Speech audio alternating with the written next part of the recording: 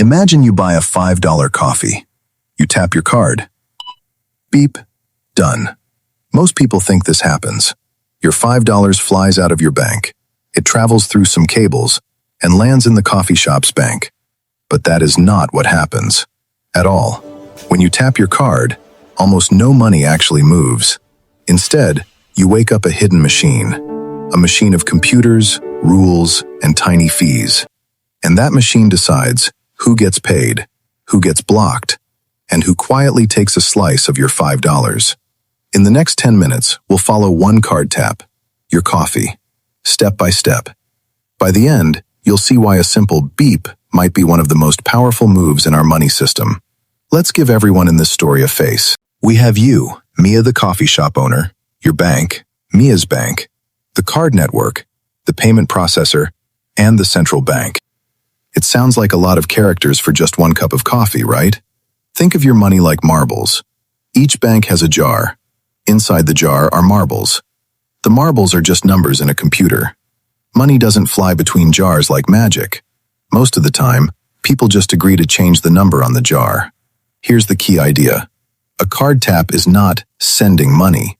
A card tap is asking for permission. When you tap, you are really saying, "Please, can my bank promise $5 to Mia's bank?" To understand this, we have to zoom into that small plastic card. Inside your card is your account's secret ID. When you tap, the card and the machine whisper to each other. But the machine on the counter is just the front door. The real action happens behind it. Right after you tap, the coffee machine has a job. Ask a giant chain of computers one simple question. Is this $5 safe? First, the message goes to the payment processor. This is the tech company that runs the machine for Mia. The processor looks at your card number and decides which road to use. If your card says Visa, it sends the message to the Visa highway. If it says MasterCard, it chooses a different highway. That highway is the card network. Their job is to pass messages between Mia's bank and your bank. Now the message reaches your bank. Your bank checks 3 things. Do you have at least $5? Does this look like you? Has this card been stolen?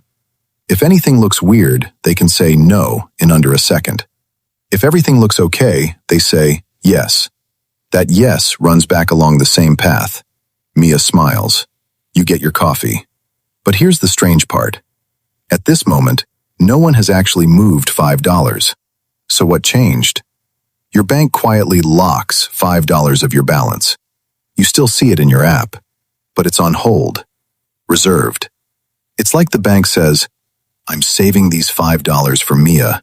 You shouldn't use them for anything else." So Mia gave you coffee. You lost $5 of freedom, but Mia still hasn't gotten her money. Why not just send the $5 right away? Because Mia doesn't do this once. She does this all day. Dozens, maybe hundreds of taps. If banks moved money one tap at a time, it would be slow, noisy, and expensive. So they batch everything. They wait till later and settle the bill in one go. At the end of the day, Mia's card machine sends a day report. It lists every card sale, names, times, amounts. The processor and the card network group all these taps. Then they say to each bank, "Here's how much your customer spent today." This is when real money starts moving. But even now, it still doesn't move the way you think.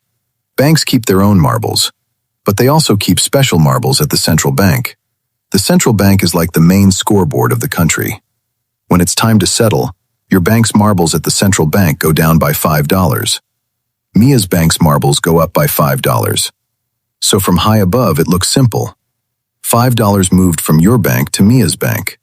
But inside each bank, they now update their own lists. Your balance goes down.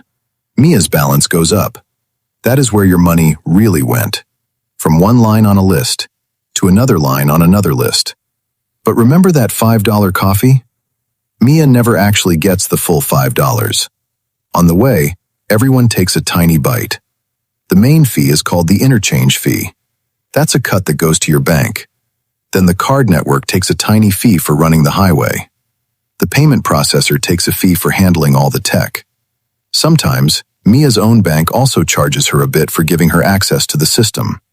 By the time all these slices are taken, Mia might get only $4.80 or $4.70 from your $5. One coffee doesn't seem like much. But what about every tap in the whole world? Billions of taps. Day after day, year after year. These small fees add up to many tens of billions of dollars. So every time you tap, you're not just paying Mia, you're also feeding a giant global machine. Now let's zoom out. More and more, people don't use cash. They tap, they swipe, they click pay. So whoever controls the beep controls a lot of the world's money flow. Card networks and banks can decide who gets a card, which shops are allowed, which countries are blocked. When a country is punished, sometimes its banks are cut off from these networks. Suddenly, cards stop working, online payments fail, travel gets messy. So your little coffee tap is part of something huge, a private, global system that can be turned on or off. What happens if just one part of this machine breaks?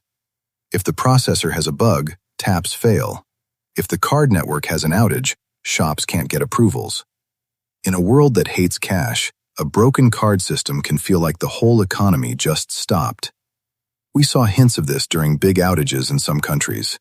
People couldn't pay for fuel, shops closed early, ATMs had long lines. The more we tap, the more we depend on this hidden machine. So, where does your money really go when you tap your card? It doesn't shoot through wires like a tiny rocket. It moves as promises, as messages, as numbers on a list. And in the middle, a lot of quiet players take a slice and make the rules. Understanding this matters because you see why small fees add up. You see who has power when countries or companies get blocked. And you see that money today is mostly information, not paper. Next time you tap your card, you'll know. You just kicked off a tiny global negotiation that finishes in a few seconds. Maybe you'll think, who did I just pay, besides the coffee shop? If you want more simple stories about how money really works, hit subscribe and share this video with one person who thinks, it's just a beep. In the next episode, we'll pull back another curtain. How banks create money without printing a single dollar. See you there, and enjoy your coffee.